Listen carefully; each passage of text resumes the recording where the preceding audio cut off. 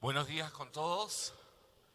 Estamos muy contentos de estar acá. Muchas gracias a los organizadores, a Aarón, a todo este maravilloso equipo que nos ha recibido con tanto cariño aquí en México. Perú y México pues somos muy similares en muchas cosas, ¿no es cierto? Pero algunas diferencias empiezan cuando jugamos fútbol, pero ya, como muchos de nuestros países. Bueno, llegué a la iglesia donde congrego y donde sirvo cuando tenía 5 años, de la mano de mis padres. Así que soy un niño de escuela dominical. Mi padre era periodista y hombre de radio allí en Perú. Así que no fue difícil que yo, desde muy chico, entrara en los temas de radio y televisión. He trabajado muchos años como corresponsal de medios en Lima. He cubierto esos años terribles en Perú de Sendero Luminoso y el MRTA. Llegó un momento en que pues todos los días teníamos que ir a ver bombas y muertes y desastres. Así que el trabajo periodístico ha sido muy intenso. El tema era que a veces llegaba a la iglesia y alguno allí me preguntaba, ¿tú eres periodista? Sí, le decía. ¿Y también eres cristiano? No es cierto, porque dicen que los periodistas no tienen o no comprenden la religión. Es un pensamiento, ¿no es cierto? La prensa es muy secular, ¿no? Es secular. Y cuando van los líderes religiosos para ser entrevistados, pues ya saben cómo la prensa secular trata a la gente que son pastores, ministros del Señor en diferentes iglesias. Y cuando alguien dice, soy cristiano, pues entonces dice, me quiere predicar. Y entonces hay ese tema con la prensa y la fe. Voy a pedir si pueden poner la página web. Yo soy miembro, por la misericordia y la gracia de Dios, de una organización internacional que se llama The Media Project. Primero vamos con la página principal de The Media Project. The Media Project es una organización internacional que está en 60 países para periodistas de periodistas. Es una organización cristiana que trabaja con periodistas en los medios seculares. Los periodistas cristianos que trabajan en medios cristianos tienen ya sus organizaciones y bien, pero habemos periodistas que también trabajamos en medios seculares y que somos creyentes en el Señor. Y usted puede encontrar nuestra página web de mediaproject.org y publicamos todo lo que tenga que ver con noticias y fe, noticias y religión. Nos preocupa la cobertura de hechos de religión en la prensa secular. Por eso es que organizamos conferencias en todas partes del mundo. Tenemos grupos de periodistas que trabajan en medios seculares y que son creyentes en Jesucristo, de las diferentes confesiones religiosas, de las diferentes confesiones cristianas, porque no discutimos temas de diferencias entre nosotros, sino más bien cómo la prensa secular aborda los temas religiosos. Michael Gerson, un periodista muy destacado del Washington Post, dice que en esta época la prensa que ignora el lado religioso de las noticias se pierde historias extraordinarias. Podemos pasar ahora a la parte de staff, por favor. Y entonces, ahí podemos ver de que los directivos de Media Project son periodistas profesionales dirigidos por Paul Glader. ¿Podemos bajar un poquito? Estamos bien.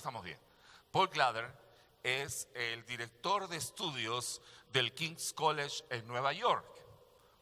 Periodista profesional, periodista en el New York Times, colaborador para el Washington Post, colaborador para Bloomberg, es decir, una serie de medios. Él es creyente y está en el grupo.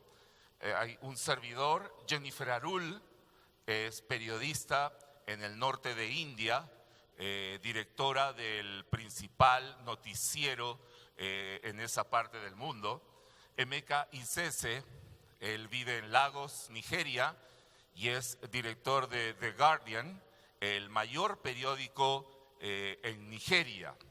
Bueno, y ahí vemos a diferentes periodistas. Jody Hassett Sánchez, reportera para ABC. Marcus Speaker es alemán, es el corresponsal en la India de diversas agencias y medios en Alemania. El doctor Paul Marshall vive en Washington y es un presidente de uno de los principales think tanks allí en Washington DC. Vishal Arora es de la India y cubre todo el sudeste asiático para la revista The Diplomat. Todos ellos son creyentes en Jesucristo, pero trabajan en medios seculares. Así que yo invito a todos los que conozcan periodistas cristianos en cada uno de sus países para que me escriban. Mi correo electrónico es muy fácil, es como mi nombre, Reinaldo con Y, reinaldo.aragon@gmail.com. reinaldo.aragon@gmail.com, porque nosotros siempre estamos buscando en todo el mundo periodistas cristianos que trabajamos en medios seculares. Esta organización es cerrada, se accede bajo invitación, porque cuando nosotros discutimos temas de periodistas para periodistas, no involucramos a nuestros medios. Porque alguien puede tener una opinión acerca de un hecho y pertenece a una organización de prensa y no involucra a su medio cuando opina, cuando conversamos acerca de los hechos de cobertura de religión. Así que muchas gracias por haber puesto a esta página. Pero ahora vamos al PowerPoint, por favor, para explicarles un poco más de Media Project, que puede servir mucho en todo este trabajo de visión hacia el lado secular que tenemos nosotros en las reuniones que estamos cubriendo en esta oportunidad. Muchas gracias. Bien, entonces, ¿por qué es The Media Project? Reta y prepara a periodistas de los medios seculares para que puedan cubrir los temas de religión como elemento esencial en la vida pública. ¿Qué pasa en nuestros países cuando hay los temas de religión? Ustedes saben cómo los tratan los medios, ¿no es cierto? Muchos de acá son líderes en sus países, líderes comunitarios, tienen muchas cosas que desean compartir con los medios seculares, pero cuando llegas al medio, pues ahí te espera un periodista que lo último que quiere es, digamos, tratarte bien, ¿no es cierto? Como sucede en la lucha que tenemos en Perú y en nuestros países con mis hijos no te metas, o la defensa del aborto, o la defensa pues de la vida en contra del aborto, o también la lucha por la familia, ¿no es así?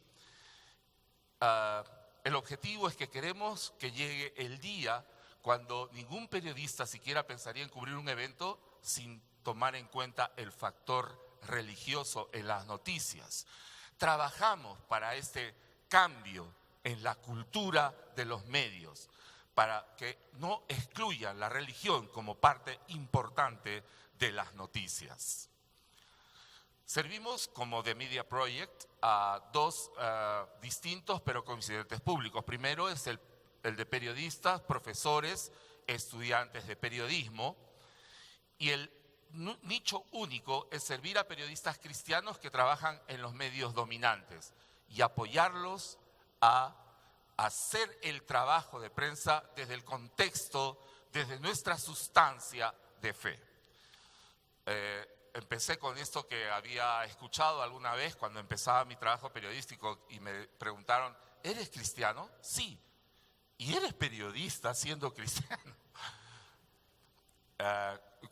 Cuando vino el primer enviado de Media Project a Lima, era un pastor que a la vez era director del principal medio en Noruega, el doctor Arne Fjelstad, que ya está con el Señor y que ha llevado esta estímulo de fe a los periodistas por muchos países del mundo. Y él me dijo, mira, me dijo, nos sentamos y al explicarme de lo que era The Media Project, abrió Lucas 1:1 y me dijo, mira lo que dice Lucas 1 y 2. Puesto que ya muchos han tratado de poner en orden la historia de las cosas que entre nosotros han sido ciertísimas, tal como nos lo enseñaron los que desde el principio lo vieron con sus ojos y fueron ministros de la palabra, me ha parecido también a mí, después de haber investigado con diligencia todas las cosas desde su origen, escribírtelas por orden, oh excelentísimo Teófilo, para que conozcas bien la verdad de las cosas en las cuales has sido instruido. Y entonces me dice, mira, uno de los evangelistas es de los nuestros, ¿no? Este es uno de los primeros periodistas de investigación de la historia cristiana, porque él dice, mira, he escuchado y hemos escuchado acerca de historias, entonces yo he ido y he investigado, he consultado con las fuentes, he realizado entrevistas entre los que han estado con él, he confrontado y ahora las he puesto en orden y te las cuento para que creas que Jesucristo es el Hijo de Dios. Entonces mira, me dijo, ahí están los principales puntos para un periodista de investigación. Gracias, Lucas. Pero seguimos con nuestro PowerPoint, por favor. The Media Project no es de pastores ni de iglesias, es de periodistas para periodistas en todas partes del mundo. Realizamos congresos y conferencias. El próximo mes de marzo vamos a estar con el equipo en Lima y en Santiago de Chile, yendo a las universidades para contarle a los periodistas y estudiantes de periodismo acerca de los principios que se deben mantener en esta época de la posverdad, ¿no es cierto? Donde todo el mundo habla cualquier cosa, pero nosotros lo que incentivamos y enseñamos es que buscar la verdad es el trabajo verdadero del periodista. Realizamos conferencias regionales en diversas partes del mundo. La última regional en Latinoamérica, estuvimos en Buenos Aires cuando fue elegido el Papa Francisco, el Papa argentino, ¿no? Un hecho noticioso. Por primera vez, un líder de la Iglesia Católica sudamericano y que además es hincha de un equipo de fútbol muy sudamericano. Seguimos. Nuestras metas, nuestros objetivos son informar y educar a periodistas para cubrir mejor los temas de religión en las diferentes áreas de la sociedad, fomentar la cooperación y comprensión mutua entre los periodistas cristianos alrededor del mundo y animar a los periodistas y a los cristianos a impulsar conexiones regionales, nacionales y globales. Hemos realizado conferencias en Barcelona, España, en Estambul, Turquía, hemos estado en Londres, hemos estado en Yakarta, Indonesia. Y ahí hemos reunido también a periodistas e inclusive invitamos a periodistas islámicos para que también ellos puedan saber de que los principios del periodismo, de la investigación y de la verdad son valores cristianos. Lo hacemos a través de congresos, internet, publicaciones y educación. Desde 1997, como les contaba, hemos estado en diferentes lugares del mundo y la mayoría de la actividad en el año es congresos nacionales y regionales. Para los que puedan leer inglés, Get Religion, suscríbanse, es la principal columna de opinión de temas religiosos en Estados Unidos. Se lanzó en el año 2004 y ahora tiene mucho más de 125,000 lectores mensuales. Es manejado por el periodista cristiano Terry Mattingly, un profesor universitario de religión, y es un foro para un análisis serio de cobertura de religión en las noticias. Es consultado por los principales medios de la prensa secular en los Estados Unidos y en Europa. Usted puede también consultar nuestra página web, es un foro moderado público donde figuran las notas, análisis acerca de los hechos religiosos alrededor del mundo, y también informamos sobre los proyectos actuales, congresos y exposiciones que patrocinamos. En el año 2008 publicamos un libro, Blind Spot, cuando los periodistas no perciben la religión, el punto ciego. Cuando en un hecho noticioso la prensa no percibe el lado religioso de las noticias. Por ejemplo, cuando se habla de con mis hijos no te metas, ¿quiénes fueron los que primero impulsaron este movimiento? Fueron las organizaciones de fe. Ahora se ha convertido en toda una movilización social, cívica, donde participan no solamente cristianos, sino la sociedad en su conjunto. Pero la prensa quiere ignorar que fueron hombres de fe los que impulsaron e iniciaron todo este movimiento que es tan importante, que marca la agenda política en nuestros países. Entonces este libro, que es un libro también de estudio en las universidades e institutos de periodismo en Estados Unidos, lamentablemente solo está en inglés, pues es un punto de referencia, porque es una colección de casos ilustrativos de historias importantes en los medios, que los medios perdieron o distorsionaron porque no tomaron en cuenta el factor religioso en las noticias. Este libro fue premiado y también se puede ver alguna de las páginas publicadas en blindspotreligion.com. También hemos realizado todo un proyecto con comunidades africanas. Jody Hassett Sánchez, que es parte del board, ha ido a las comunidades en África y les ha enseñado a utilizar los teléfonos celulares para reflejar historias que la prensa oficial no las refleja. Y allí se han revelado noticias que han dado vuelta al mundo.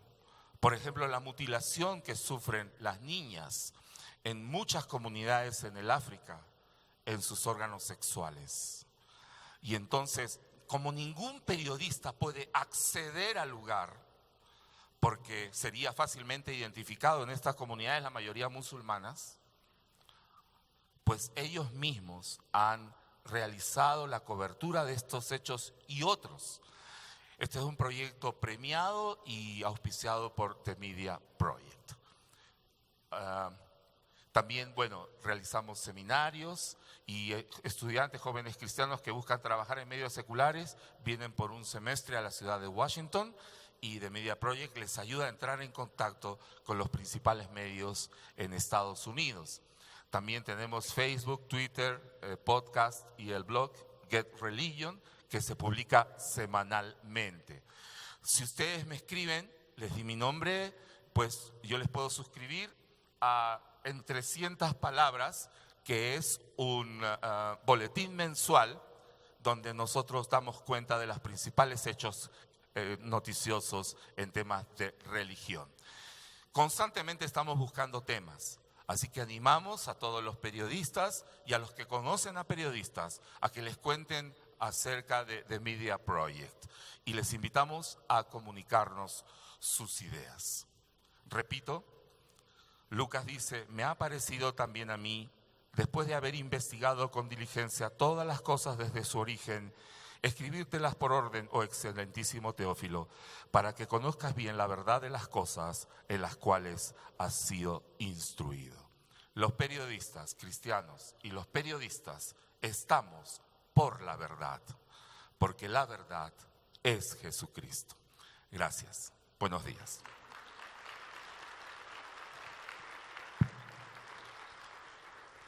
Bueno, ahora voy a invitar a mi compañero Carlos Polo, un luchador por la vida y la familia también en Perú. Qué bueno que está el Tito aquí, porque soy chiquito. Bueno, muy buenos días. Buenos días. Lo primero que quería compartir con ustedes es 2 obras de misericordia que he recibido el día de hoy. Hoy día, durante el desayuno, me hacían sentir como en casa, como he estado todos estos días en este evento compartiendo con ustedes. Soy católico, trabajo muy de cerca con los obispos católicos, también con algunas instituciones del Vaticano y de América Latina, y desde hace muchos años trabajo en conjunto con muchas organizaciones cristianas y evangélicas y de otras confesiones. Y hoy día en el desayuno me hacían sentir bien, me preguntaban si había estado bien atendido y efectivamente, bien comido, bien dormido, bien bailado y bien rezado. Y inmediatamente después, esto fue mejor porque María Luisa Hoyo, que está por ahí, les dijo que la semana pasada habíamos estado juntos en el Ministerio de Relaciones Exteriores de mi país, Perú, entregando 55,000 firmas contra la opinión consultiva de la Corte Interamericana que quiere obligarnos a legalizar el matrimonio homosexual en todos nuestros países. Y contó ella cómo la habíamos tratado bien a ella también, la habíamos invitado a comer, un café y le habíamos hecho sentir bien. Porque esa es la obra de misericordia que quería decirles en primer lugar. Somos hermanos en Cristo Jesús, hermanos en la fe, dispuestos a morir por la misma persona, como nos contó hace un momento el pastor que habló al principio, a que nos corten la cabeza, porque hemos decidido seguir a Cristo. Y la segunda obra de misericordia será cuando pongan el PowerPoint dentro de unos momentos, porque cuando le mandé a Aarón las siglas de mi institución, pues las siglas de mi institución son PRI, Population Research Institute. Y le digo a Aarón, no te preocupes, que en México es el único país donde lo digo completito. Pero si ustedes ven en mi presentación PowerPoint, háganme la obra de misericordia de acordarse de Population Research Institute, no se queden con las siglas nada más. Y bueno, quiero contarles ahora que he recibido el testimonio de entrega a la voluntad de Dios de muchos de ustedes. He estado escuchando y tomando notas todos estos días. He visto su alegría y su entusiasmo a pesar de que esta lucha va a ser cruenta. Hay muchos, como la señora que trataba el tema de la trata de personas, son perseguidos y amenazados de muerte. Dime cuántos juicios tienes y te diré cuánto vale tu compromiso. Hay muchos de nosotros que entregamos mucho. Los políticos que se comprometen y están ahí. Los ciudadanos que también damos la cara y salimos a las calles. Todos, y he escuchado mucho de esos buenos ejemplos y buenas prácticas y buenos propósitos que se van a llevar a cabo a partir de esta cumbre. Y me voy muy edificado. He escuchado también algunas de sus victorias, aún con la conciencia de que faltan muchas victorias por venir, porque la última victoria ya sabemos que es nuestra. Pero aquí está el punto en que quiero contestar la pregunta que nos hizo Aarón ya 2 veces. Una en el desayuno donde nos reunimos los políticos y una que acabo de escuchar antes de presentar esta mesa de trabajo en ese modo mexicano que tantos nos gusta a nosotros, que hemos visto el Chavo del Ocho tantos años. ¿Cómo le vamos a hacer? ¿Cómo hacemos para hacer un plan de 15 a 20 años? ¿Cómo hacemos para que cuando pasen esos 15, 20 años recordemos, un día estuvimos aquí en el Hotel Camino Real, un día bailamos, un día cantamos, un día rezamos y nos entregamos a Dios para lograr todo lo que Dios nos ha bendecido ahora, 15 años después, 20 años después? Este reto de convertir algunas victorias que nos ha dejado saborear Dios en muchas victorias y en una victoria final de instaurar el reino de Dios aquí en la tierra y hacer que todo alabe a Dios, se va a lograr con el trabajo conjunto. Esta mesa se llama el desafío del trabajo conjunto. Y quiero decirles que el primer trabajo conjunto es el trabajo conjunto de Dios y de ti. De Dios y yo, de cada uno de ustedes. Yo estudiaba en el Colegio San Agustín de Lima y San Agustín tenía una frase que seguramente muchos han escuchado y compartirán. Trabaja, reza como si todo dependiera de Dios y trabaja como si todo dependiera de ti. Reza como si todo dependiera de Dios, porque Dios ahorita mismo puede bajar y con un movimiento de su dedo puede cambiarlo todo. No necesita de nosotros, no necesita cumbres, no necesita charlas, no necesita proyectos, no necesita trabajos. Dios no necesita de nosotros para cambiar las cosas, pero quiere hacerlo. Y como quiere hacerlo, y como respeta nuestra libertad desde siempre, entonces nos pide también que nosotros hagamos el esfuerzo de trabajar fuertemente para eso. Y por eso nos preparamos, por eso tenemos que estudiar periodismo, por eso tenemos que hacer un hospital, hacer ese video espectacular que vimos de todos cantando. ¿Cuánto habrá costado ese video? Digo, no solo en dinero, sino en esfuerzo, en creatividad, en profesionalismo. Mucho, ¿no? Que Dios nos está pidiendo que colaboremos profesionalmente con su obra, y entonces en ese trabajo conjunto de Dios y el hombre se va a realizar como persona, el hombre se va a ganar el cielo y la salvación. Dios siempre lo quiere, pero quiere que tú lo quieras. Y entonces ahí está, como siempre digo en los cursos que he dado, yo no les voy a hablar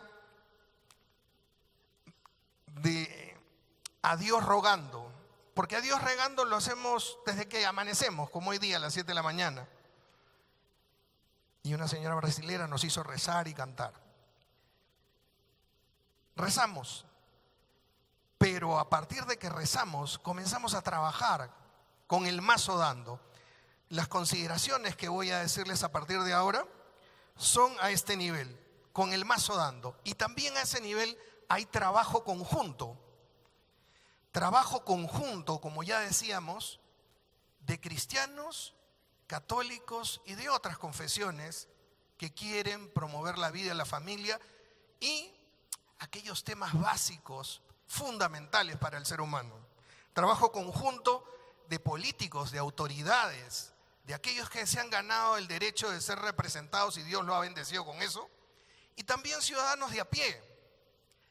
Trabajo conjunto de los de arriba y de los de abajo. Trabajo conjunto de aquellos que están llamados al ministerio de propagar la fe exclusivamente y aquellos que trabajan en el mundo proponiendo la vida, la familia o cualquier otro tema. Trabajo conjunto de estrategas y tácticos y operadores, hasta el más humilde. Fíjense, en estos días el trabajo conjunto yo lo he sentido desde la persona que me recibió con un cartelito en el aeropuerto, aquel que me trajo en la camioneta, que nos iba poniendo una música cristiana y nos iba hablando de México, hasta en las mesas en que he podido compartir el almuerzo, el desayuno con ustedes. Trabajo conjunto, todos somos un equipo, aquí nadie sobra. Dios a cada uno de ustedes, al que te trae manejando, al que sirve la mesa, a todos nos da, y al estratega, a todos nos ha dado una vocación donde vas a ser feliz, y si tú no haces tu partecita, de repente otros se van a perder una buena porción de felicidad. Y entonces Dios nos quiere a todos juntos, a todos sirviendo. Y quiero que escuchen lo que voy a decir a continuación, en esa clave. He venido a servirlos. Espero que algunas cosas que diga les puedan servir. Soy un optimista, les advierto. Un optimista confeso, pero irredento. Demasiado optimista. Una vez me preguntaron en España si en esta lucha por la vida y la familia íbamos ganando o íbamos perdiendo. ¿Ustedes qué creen? ¿Vamos ganando o vamos perdiendo? Pues en algunas charlas nos han mostrado cómo vamos perdiendo. Y es cierto, hay muchos asuntos en los que vamos perdiendo. Pero yo me atreví a decirle que vamos ganando. Nadie me creía al principio y tuve que emplear mucho tiempo para demostrarles algo. Y creo que a algunos convencí de que vamos ganando. Ahora vamos a poner el PowerPoint, por favor. Y entonces quiero mostrarles este Twitter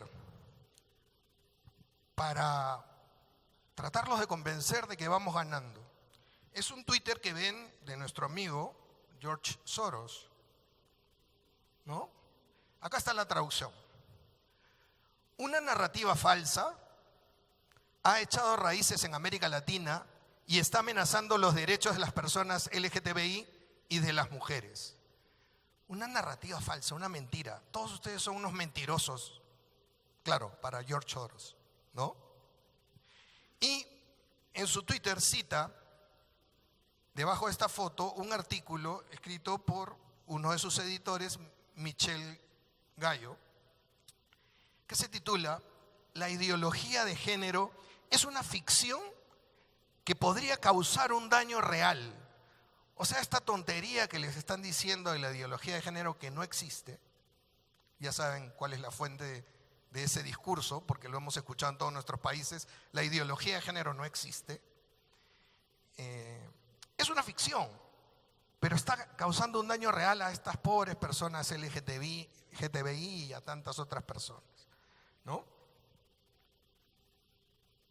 Pero yo quiero resaltar dos frases de ese artículo. La primera es esta: un peligroso concepto ha surgido en América Latina, uno con el poder de movilizar rápidamente a los electores y darle un nuevo vigor a la agenda conservadora. Se le conoce como ideología de género. ¿Saben qué? George Soros tiene miedo. Si ustedes querían responder a la pregunta si vamos perdiendo o vamos ganando, si George Soros tiene miedo, si cree que esto es un peligro, si cree que esto moviliza rápidamente a los electores, si cree que esto nos da vigor a quienes hemos decidido por agenda conservar los principios y los valores de siempre inspirados por Dios, pues vamos ganando. ¿Qué le tiene?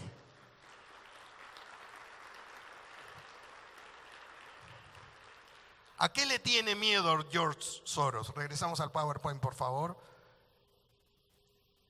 Le tiene miedo a una sociedad con valores cristianos hechos cultura, como los países de América Latina. Le tiene miedo a una sociedad conformada por personas con capacidad de distinguir lo bueno y lo malo. Reinaldo acaba de mencionar la palabra posverdad. Una época donde ya a nadie le interesa la verdad. Ni siquiera es el relativismo. El relativismo es mi verdad y tu verdad. Vivimos en una época en donde a las personas ya no les interesa la verdad, sino salirse con la suya. ¿A qué le tiene miedo George Soros? Es a una sociedad organizada y representada políticamente. ¿Por qué? Porque esa sociedad será libre y jamás será sojuzgada. Y mucho más libre en la medida de que esté fundada en valores cristianos. George Soros nos tiene miedo a nosotros, le tiene miedo a esta cumbre. La segunda frase es aún muchísimo más precisa y muchísimo más, ustedes la van a sentir muchísimo más cercana porque hemos estado rezando hace un momento por eso. Fíjense, ¿qué dice Michel Gallo y que tuiteó George Soros? Dado que el argumento de la ideología de género ha probado ser muy exitoso en movilizar a los electores conservadores, es muy probable que esta frasecita juegue un rol significativo durante las próximas elecciones presidenciales de Colombia y México. Pues George Soros le tiene miedo a las movilizaciones populares, y en ese artículo se citan las de España, el bus de Hazte-Oír, las marchas multitudinarias que se han hecho, Francia, la manifestación de todos, Manifs pour tous. Luego cita las de Perú, las de México, las de Brasil, las de Panamá, y qué injusticia, no citó la de Colombia, la de Ecuador y la de tantos otros países. Le tiene miedo también a lo que los candidatos que apoya George Soros pierdan esas elecciones. Y cita con mucha amargura el referéndum falso que hizo el presidente Juan Santos en Colombia y que perdió, a pesar de que iba a ganar, ¿no es cierto? A pesar de que toda la prensa internacional que le hacían coro a George Soros, todos decían que iba a ganar ese acuerdo falso de paz lleno de ideología de género y de socialismo. Perdieron. Pero se equivocó más todavía George Soros y su escritor, porque él creía que esto iba a pasar a partir de mayo, pero ya pasó en Honduras. Estuvieron rezando aquí por Fabricio para que pase ahora pronto en Costa Rica. Y Luciano Bongarra, que debe estar por ahí, me dijo también Paraguay, ¿no? Aplauso para Paraguay. Mario Abdo. Y recién luego vendrá la de Colombia y luego aquí en México. Y entonces George Soros tiene miedo, George Soros se equivoca porque no sabe las potencialidades que puede tener un grupo organizado de personas que con el mazo dando hacen un trabajo conjunto con Dios, a Dios rogando. Regresamos al PowerPoint, por favor. Y entonces, la clave, quiero decirles ahora, ahí está mi logo por si acaso no se asusten, la clave para afrontar con éxito el desafío del trabajo conjunto se la vamos a decir en un momento, pero a ver, George Soros tiene razones para tener miedo. Pues sí, fíjense, salió un bus en España. Estuve ahí presente con Ignacio Orsua y con la gente de Hazte-Oír. Era un bus. ¿Cuánto cuesta alquilar un bus y ponerle esas pegatinas color naranja y esas letras? ¿Quién podría creer que un bus pudiera tener un gran impacto social? Pues nadie. A ese bus le habían puesto unas frases de sentido común básico, porque acababa de salir una ley a favor de la educación de la transexualidad en los colegios, para decirle a los niños, y pusieron pósters en todos los paraderos de los buses, sobre todo en varias ciudades. Yo lo vi en Pamplona, en Navarra. Hay niños con vulva y hay niñas con pene. Y entonces sacaron el bus que decía: los niños tienen pene, las niñas tienen vulva, que no te engañen.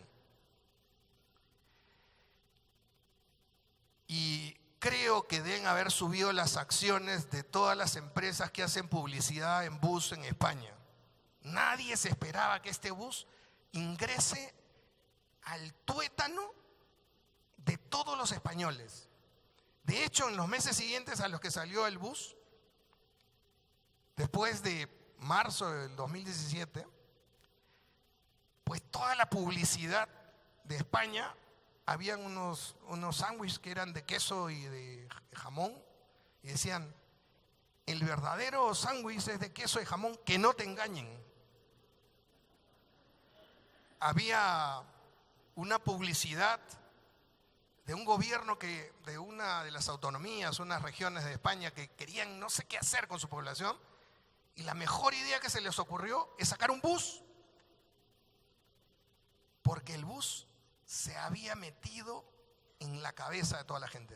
Contabilizaron cuánto hubiera costado todos los segundos de televisión y los centímetros cuadrados de publicación en prensa escrita, los segundos en radio, que le hubiera costado a Asti Oír estar presente y dar su mensaje cuestionando primero este programa de transexualidad y luego la ley Mordaza de crímenes de odio ahí en España, para que nadie pueda rebelarse frente al pensamiento único de la ideología de género, y aquel que osara hacerlo iría a la cárcel, él sería multado y sería tratado de muy mala manera por las leyes.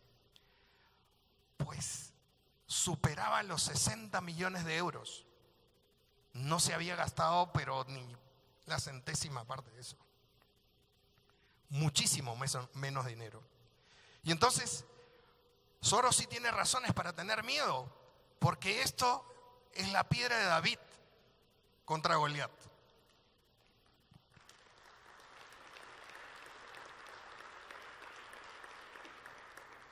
El segundo caso que quiero contarles muy brevemente, que le da miedo a Soros, lo vivimos en el Perú, la Marcha por la Vida.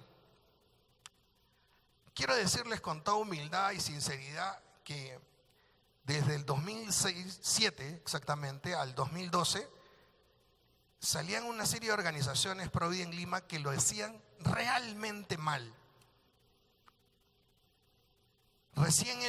Cuando salió tan mal el 2012, yo nunca fui a la Marcha por la Vida entre el 2007 y 2012.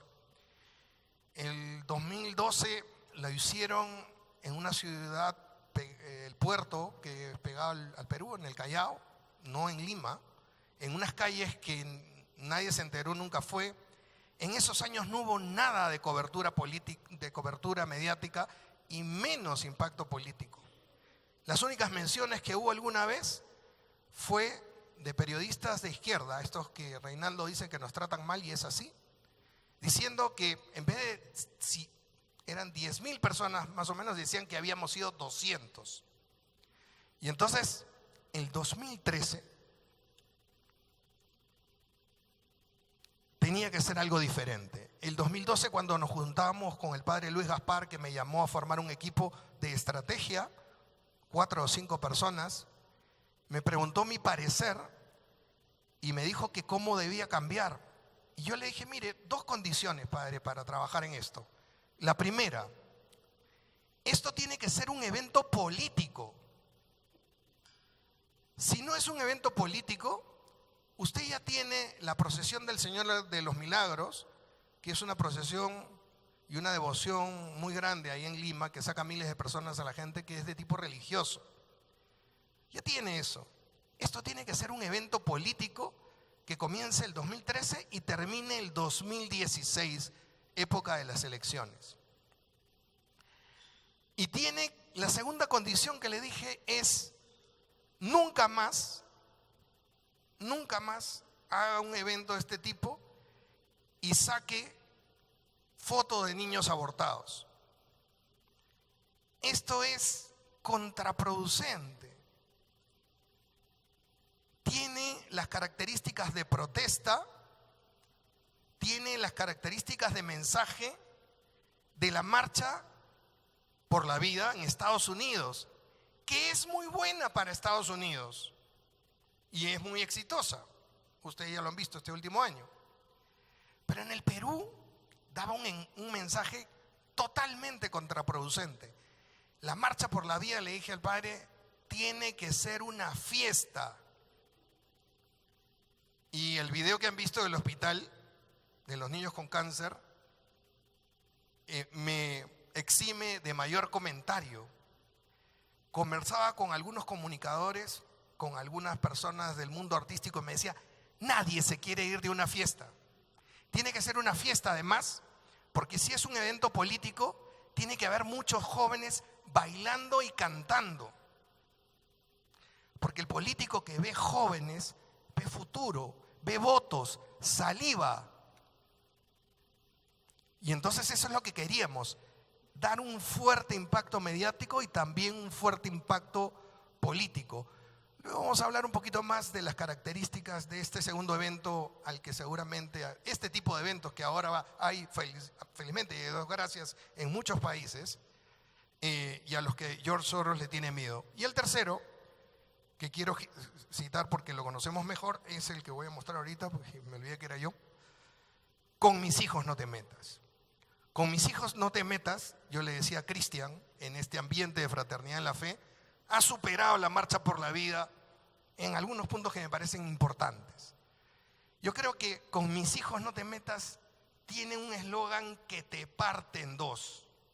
Con mis hijos no te metas.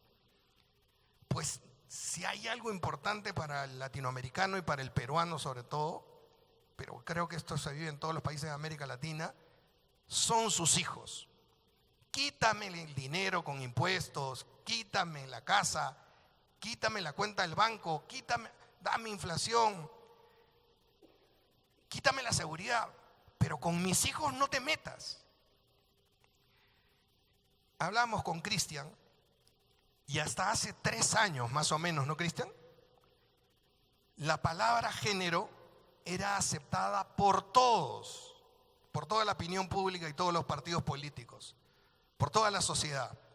Era muy difícil cuestionarla.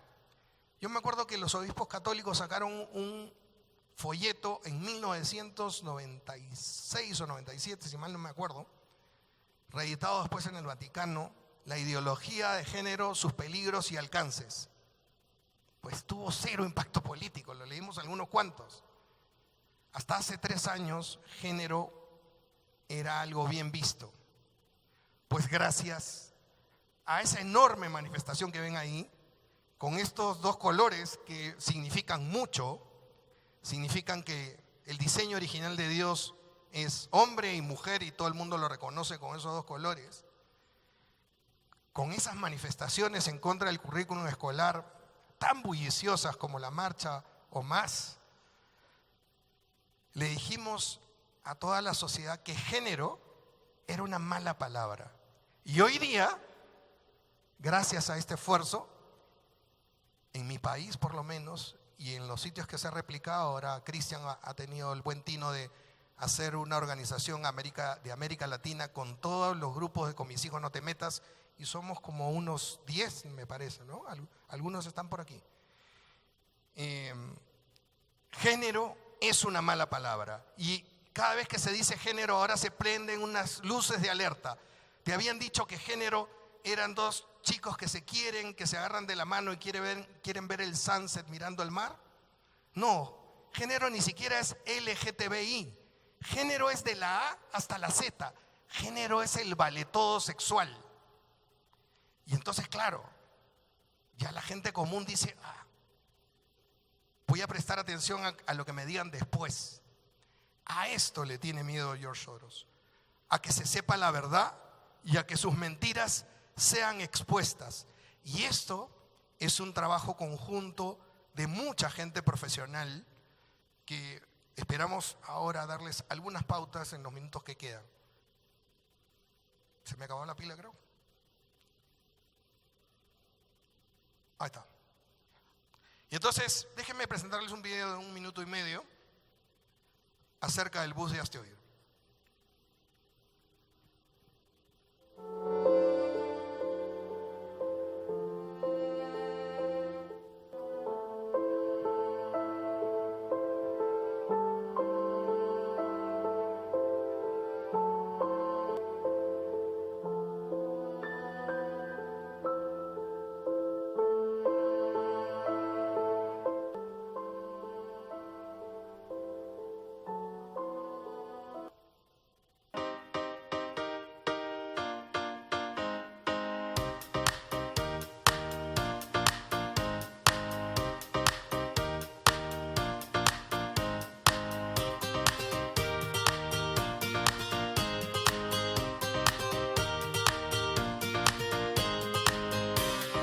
Hashtag con mis hijos no se metan, recorre las calles de la Ciudad de México y así lo ha hecho en Colombia, así lo ha hecho en otras partes del mundo, en España, de donde nació todo este concepto. y ha estado en Portugal, ha estado en... Bueno, felicidades a este bus de la libertad y que siga concientizando a las familias mexicanas y mundiales de que la educación está en casa y no con gobiernos torcidos y con mentes perturbadas. Hoy queremos decirle con claridad al presidente de la República y a la ministra de Educación, Gina Parodi, no se confundan, esto no se trata de una mujer, esto se trata de un pueblo que está unido.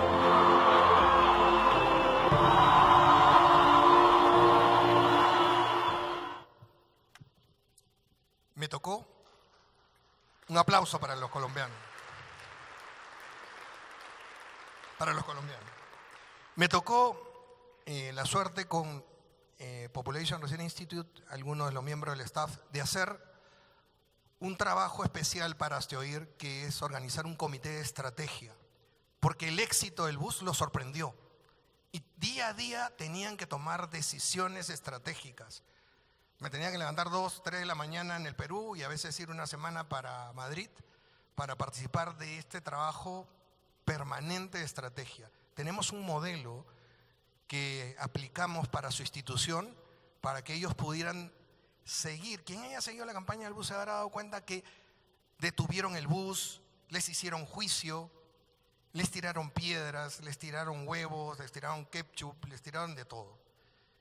Les hackearon la computadora al presidente de la institución, sacaron sus fotos personales, expusieron a sus hijos en público y fue toda una crisis familiar.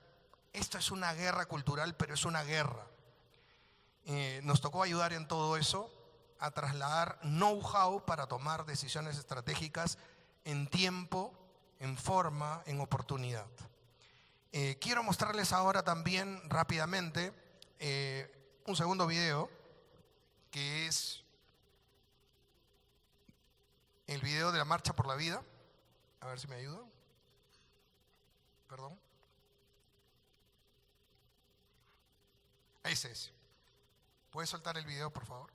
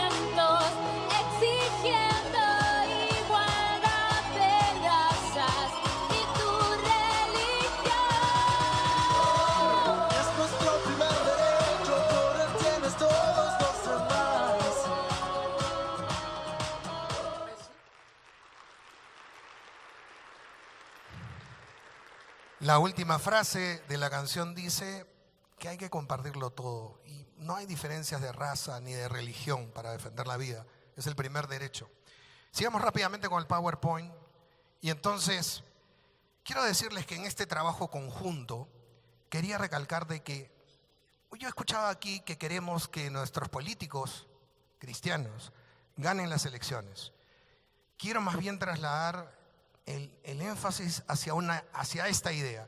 No hay político exitoso que no tenga detrás un gran grupo de profesionales Y lo extendería a: no hay éxito social o campaña o proyecto que no tenga detrás mucho mucho con el mazo dando, mucho trabajo profesional. Porque para lograr los cambios que queremos, para lograr el mundo que queremos, tiene que haber mucho trabajo profesional. Y la clave para que estos éxitos, para responder a la pregunta que nos hacía Aarón en la mesa de trabajo político, y ahora antes de presentar esta mesa de trabajo, ¿cómo le vamos a hacer? Es con el uso profesional de herramientas de participación política. Tenemos que superar un viejo paradigma, y esta fue la primera conversación que tuve con mi compañero de cuarto, mi roommate, Juan Pablo Bongarrá, que tiene un programa en televisión argentina. Ahí está por atrás Juan Pablo. Y entonces le decía: mira, hace 40 o 50 años que se crearon los grupos pro vida en el mundo, cuando se legalizaba el aborto en Estados Unidos, era otro mundo. Solo bastaba denunciar y tener buenos argumentos, ser un excelente experto o charlista. Y eso activaba las líneas de contención social de un mundo que todavía vivía en función de ciertos valores, e incluso muchos de nuestros países en función de ciertos valores cristianos. Había partidos políticos con inspiración cristiana. Hoy día solo conservan el nombre, y la mayoría de esos partidos que se dicen cristianos son de izquierda o tienen una agenda de izquierda, y los hemos sufrido. Lo acaban de sufrir los chilenos. Se aprobó la ley del aborto por culpa de la democracia cristiana. Es un mundo distinto, y en ese mundo distinto ya no solo bastan los argumentos. En el mundo de la posverdad, donde a nadie le interesa la verdad, a los políticos de ahora no le interesan los argumentos. La experiencia que tenemos de manejar herramientas y de bloquear proyectos de ley de aborto, de matrimonio homosexual en el Perú, es que los políticos no te escuchan argumentos.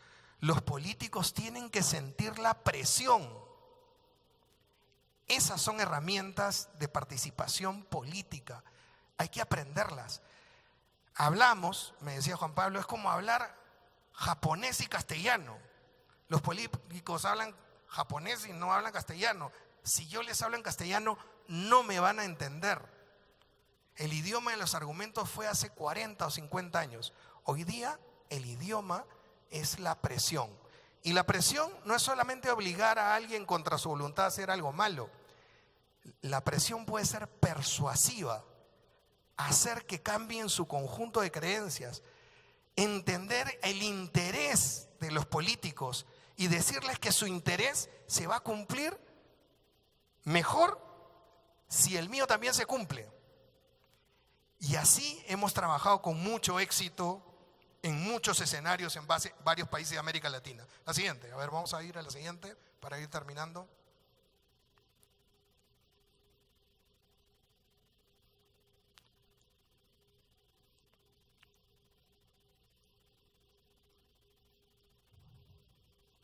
Creo que está demorando la transición.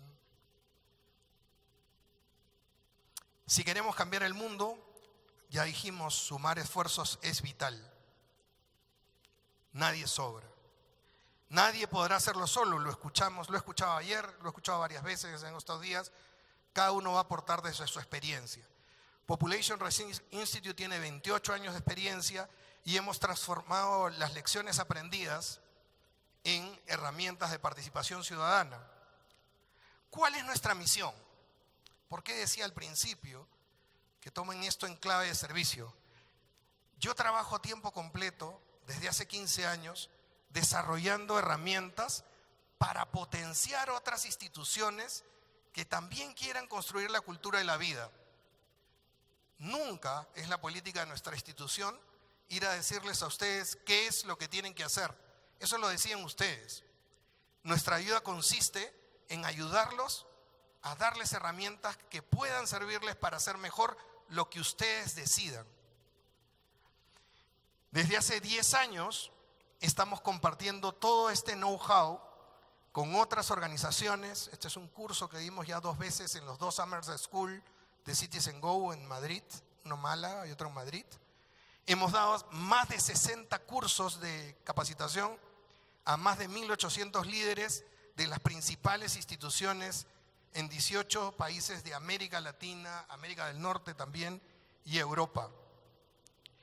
Este esfuerzo de Population Resilience Institute de trasladar el know-how a los que hacen la guerra cultural en el mismo sentido y en el trabajo conjunto que todos queremos, lo hemos transformado en una división que se llama RELEASE, Research, Leadership, Strategy and Execution. Porque tenemos que ir desde la investigación hasta la ejecución, pasando por un liderazgo efectivo, un liderazgo proactivo. Y los mejores manuales de administración de empresas dicen que el liderazgo más efectivo es el liderazgo más humilde, el que sirve en el sentido evangélico. Esto lo pueden leer en Jim Collins, From Good to Great, o Empresas que sobresalen, que es el título en castellano. Estrategia y ejecución. Tenemos 12 herramientas ya formatizadas y formalizadas en cursos de capacitación. En mi casa van muchos grupos evangélicos y católicos también a recibir cursos de capacitación. Estamos como en la época de las catacumbas, porque tienen que ser reservados, porque no queremos capacitar al enemigo y no queremos que el enemigo sepa lo que estamos haciendo. ¿Qué tipo de herramientas son? Fundamentalmente, de hace más de 8 años, estamos enseñando cómo analizar un escenario político. Lo hemos aplicado con mucho éxito en algunos eventos y en la Asamblea General de la ONU y de la OEA. Escenarios políticos críticos, pero también sirven para la vida cotidiana, me dicen muchos de los alumnos de estos cursos. Por eso también sirve para hacer que tu suegra no se quede 2 meses en tu casa, que es un escenario político bastante crítico. Pero si ustedes quieren que no suenen sus celulares en el culto, también pueden aplicar análisis de escenarios y no sonarán. Déjeme decirle que durante el gobierno de Ollanta Humala, 2011-2016, nuestra oficina ayudó a otras organizaciones en las que hemos hecho mucho trabajo conjunto con los congresistas peruanos aquí presentes, con Julio Rosas, con Juan Carlos, que está presente, con muchos otros también, con Cristian, con muchos otros líderes también sociales, y hemos atendido 200 escenarios de aborto, de anticonceptivos para adolescentes, de matrimonio homosexual. Solo hemos perdido algunos cuantos de esos 200, porque hemos aplicado mucha ciencia. Al político hay que presionarlo, no hay que convencerlo, hay que presionarlo. Si nos da gusto, podrá ser reelegido. Si nos da gusto, te va a ir bien. ¿Qué otra herramienta? Modelos de oficina de gestión estratégica. Tenemos un modelo para que puedas organizar una gestión estratégica en tu país. Ya dijimos que hasta hoy aplicamos un modelo de comité de estrategia y táctica para hacer toda su campaña del bus. Desarrollo de una agenda institucional. Llevamos 5 años, iniciamos con un workshop en abril del 2013, invitamos a uno de los 2 gurús en el mundo de lo que es agenda setting, que es una corriente académica, Esteban López Escobar, que trabaja en la Universidad de Navarra en España, y el otro es Steve McCombs, que está en Estados Unidos, son amigos.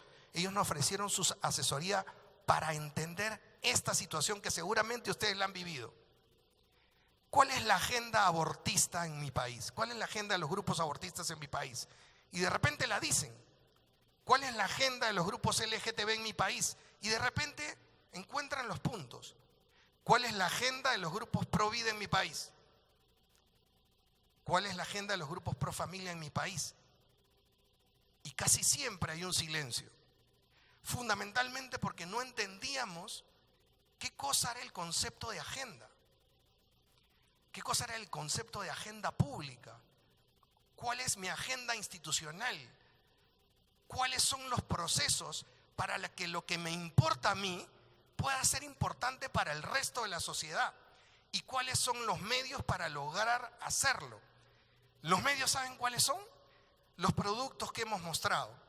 Con mis hijos no te metas es un producto. La marcha por la vida es un producto. El bus de Este Oír es un producto. Hay muchos más. Yo he visto muchos de esos productos aquí. Solo que lo que tenemos que entender es cuál es la ingeniería que hay detrás de estos productos para no acertar por intuición, por casualidad o porque Dios se apiadó de nosotros, sino para que sea con el mazo dando, conciencia, no de conciencia, sino con conocimiento, conciencia. Tenemos un método de monitoreo de iniciativas legislativas en el Congreso. No hay proyecto de ley que entre al Congreso de mi país que no sea detectado por nuestro sistema y sea analizado por un equipo de profesionales que sepan hacer un plan estratégico para atenderlo. Tenemos también un modelo de campaña que aplicamos en mi país y no me va a dar tiempo de mostrar los resultados que hicimos para hacer que la vida y la familia sea un tema importante en la agenda de los candidatos. Vamos terminando con las últimas. En Population Research Institute, en Release, sabemos que tenemos que entrenar a la nueva generación de líderes pro vida y pro familia. He escuchado con mucha alegría que ustedes van a hacer cursos de formación política. Cuenten conmigo. Quiero ayudar, quiero servir. Tenemos experiencia para hacerlo. Tenemos que capacitar a profesionales jóvenes que estén deseosos de participar en estas guerras culturales. No les diremos qué tienen que hacer, solo les vamos a dar la herramienta. Porque si ellos cuentan con los medios, ellos van a alcanzar sus metas, las que ellos mismos se planteen. Les daremos todo lo que tenemos. Cuenten con que Population Research Institute no se va a guardar nada, porque estamos dispuestos a morir por la misma persona. El desafío del trabajo en conjunto, hemos querido dar testimonio con Cristian y con mi institución, pero debe multiplicarse. Somos muchos, somos más. Esto lo vi de uno de ustedes, una campaña que hicieron ustedes. De esa manera vamos a triunfar en los desafíos que se nos presentan, el aborto, la ideología de género.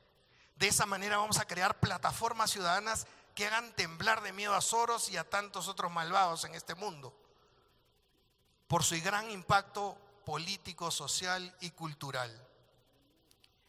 Vamos a tener los profesionales detrás que tengan la ciencia para que esos políticos que nos representen lleguen lejos. Y todo esto para lograr el mundo que soñamos, ese mundo que ustedes me han dado a conocer en estos días y que estoy muy orgulloso de que ustedes lo vivan con la misma intensidad que lo vivimos nosotros y este servidor. Muchas gracias.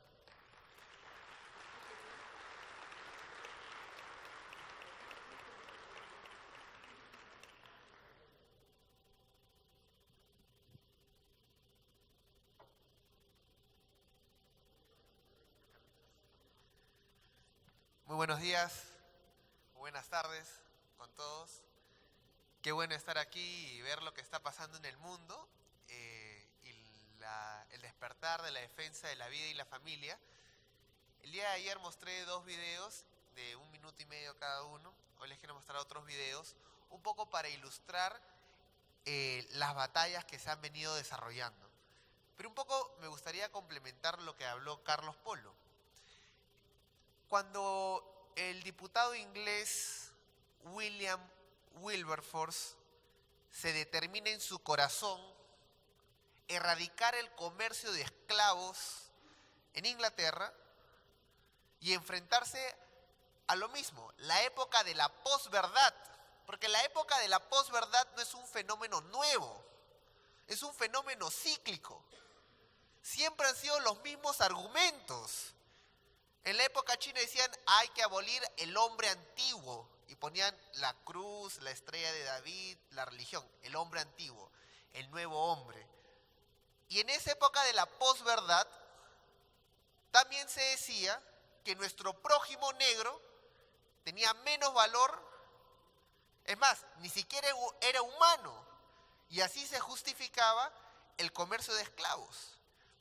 Y en ese ambiente y en esa cultura predominante, en Inglaterra se levanta un joven, ingresó a ser diputado a los 21 años, y siendo joven, se determina en su corazón abolir el comercio de esclavos, que lo logra en 1807, después de tantos años de batalla, y después abolir la esclavitud.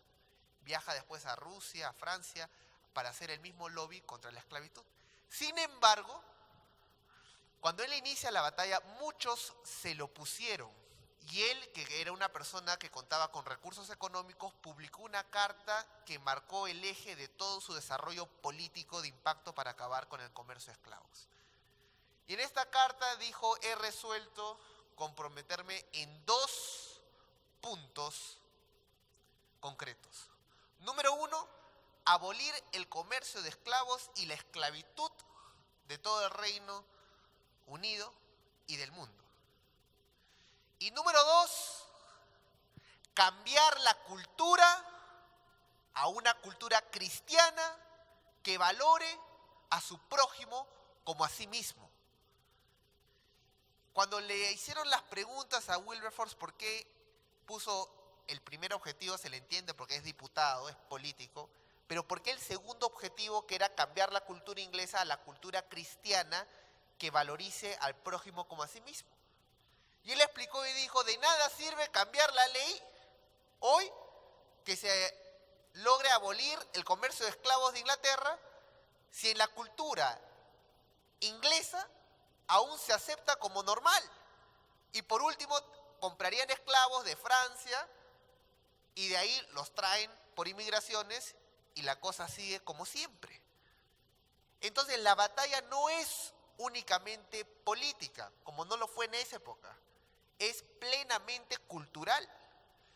Y muchos no lo apoyaron, excepto los metodistas. John Wesley lo apoyó y le escribió una carta y le dijo: al menos que Dios esté contigo, este trabajo que te has puesto encima es difícil, por los enemigos internos y por el trabajo de los demonios en contra que lo van a impedir. Sin embargo, lucharon codo a codo.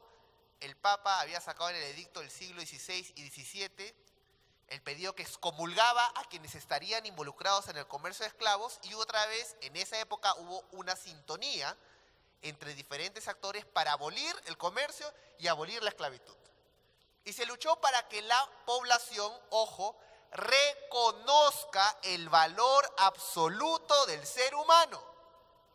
Los grandes hitos históricos del verdadero desarrollo humano no se han dado cuando algunos dicen son conquistas sociales, son los grandes ideólogos. No, el gran avance en la humanidad se ha dado en un hecho: el reconocimiento. Se reconoce el valor inherente, intrínseco, absoluto, inalienable y universal del ser humano. Blanco o negro, hombre o mujer.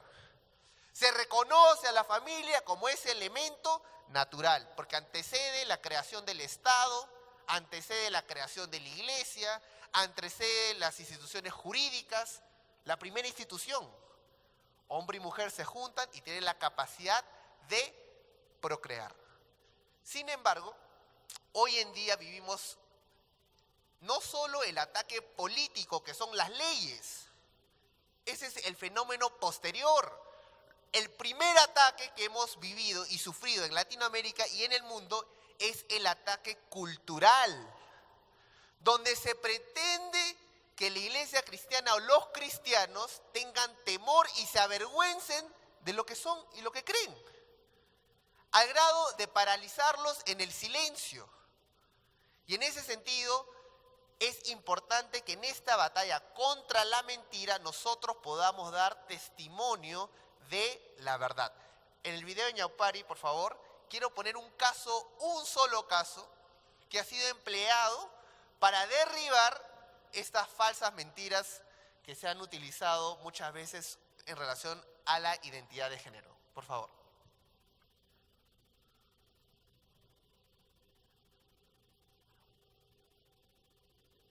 Volumen, por favor.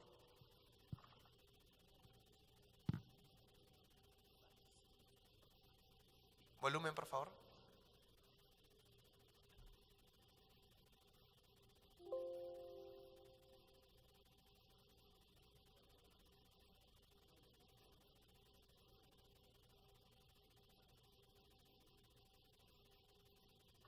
Mientras van arreglando el sonido, un poco voy explicando. Fernando Ñaupari fue el primer peruano que se mutiló un órgano saludable de su cuerpo, porque era preso y víctima de la ideología de género. En el Perú que está haciendo este juicio. Soy el primer... Ahora sí.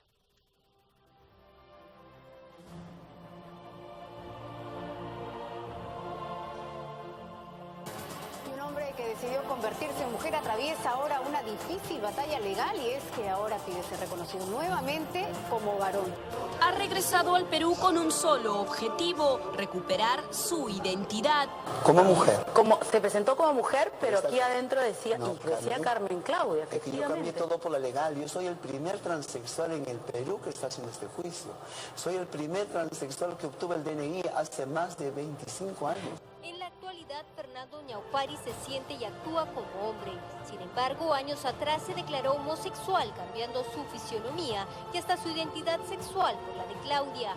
En 1994 inició una nueva vida en Francia y se casó con un hombre, pero asegura que tras escuchar la palabra de Dios, decidió ir por el buen camino y reconvertirse. Es este nombre de Carmen Claudia que yo lo tomé cuando me cambié de sexo, pero más ahora. Dios me devolvió mi identidad como varón y mi nombre he tomado como Fernando Ñaupari. Es el primer caso en Europa, un ex transexual.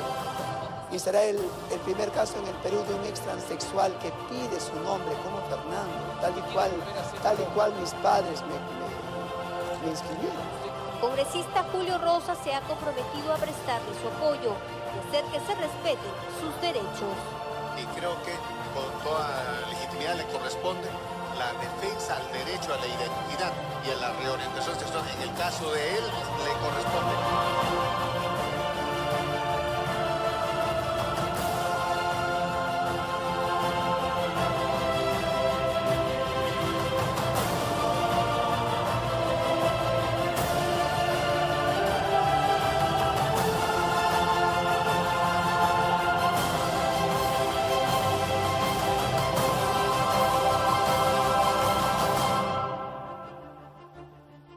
Hermanos, en este caso real, y ya concluyo, pero es vital mencionarlo, esta persona fue presa de la ideología de género que le hizo creer que podía dejar de ser lo que es, un hombre.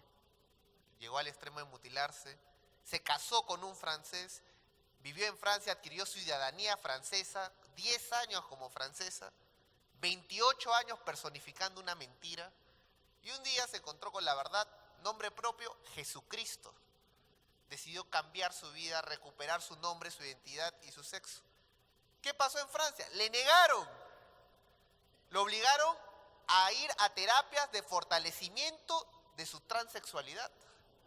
Bloqueador, le inyectaron más hormonas femeninas, terapias para decirle que había tenido una experiencia quizás religiosa, psicosis, un tipo de delirio y se le iba a pasar porque es imposible el cambio o el regreso a su identidad. Pero hermanos, cuando el cambio es real, es real. Y esta persona apeló y llegó a la Corte Suprema de Francia.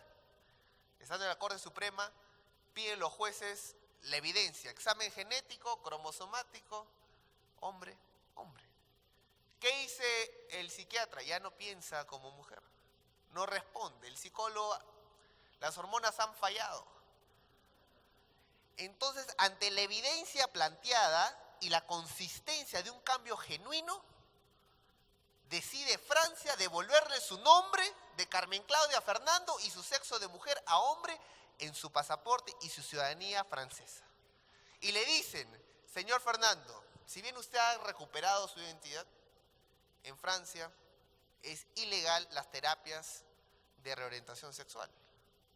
Queremos saber quién es el responsable de este cambio. Dice Jesús. ¿Cuál es su apellido? Dice Jesús de Nazaret. He aquí, nueva criatura soy. Hermanos, termino con esto. La ley de identidad de género o la no discriminación de identidad de género que Ahora la Corte Interamericana de Derechos Humanos, en su opinión consultiva, ha pedido que todas las naciones que de los 34 miembros de la OEA, 24 están obligados a acatar. Pide que se reconozca la mentira como la verdad. Esa mentira que dice que el hombre puede dejar de ser lo que es. Y se reduce a esto, hermanos. La mentira se pretende imponer a través de los mecanismos e instrumentos jurídicos establecidos por esta tierra.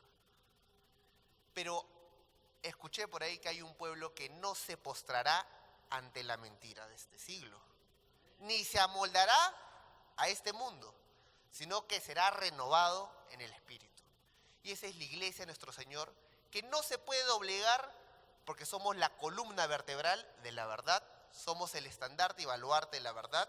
Y en ese sentido les animo, hermanos, a que no tengamos ningún temor en proclamar la verdad, en defender la creación, porque la misma ciencia lo único que hace es corroborar lo que escrito está.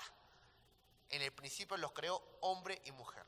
Y Dios nos va a ir dando las estrategias, Dios nos va a ir dando el conocimiento para que su gloria se resplandezca en toda la tierra. Muchas gracias.